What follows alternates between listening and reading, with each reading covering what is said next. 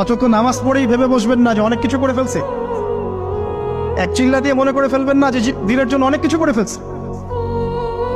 একটা হজ করেছেন, ওমরা করেছেন, সিয়াম রেখেছেন, দিনের জন্য দান সৎকার করেছেন, একটা মাদ্রাসা মসজিদ করেছেন, ভেবে বসবেন না আপনি সব অনেক কিছু করে ফেলেছেন এবং অন্যরা সব কক্রোচ তেলা পোকা, ওরা জাহান্নামে যাবে এমনটা মনে করবেন।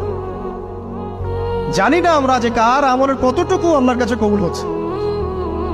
তো এখানে এই ব্যক্তির সমস্যা ছিল এই, সে নিজের আমলটাকে অনেক ভারী মনে করছিল এবং সে স্টেটমেন্ট দিয়ে ফেললো যে তোকে আল্লাহ পাক মাফ করবে না।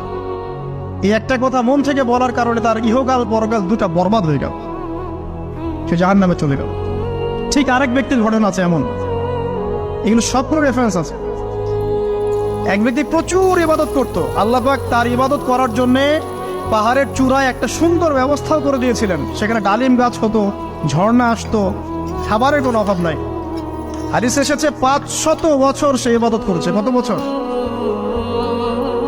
কিয়ামতের মাঠে এই ব্যক্তির অবস্থা এমন হবে, তাকে জান্নাতে প্রবেশ করানোর জন্য নিয়ে যেতে বলা হবে যাও আমার রহমতে জান্নাতে চলে যাও। আল্লাহ পাক তাকে এই কথাটা বলবেন, কিন্তু এই ব্যক্তি বলবে আমার আমলের কারণে আল্লাহ পাক বলবেন আমার রহমতে জান্নাতে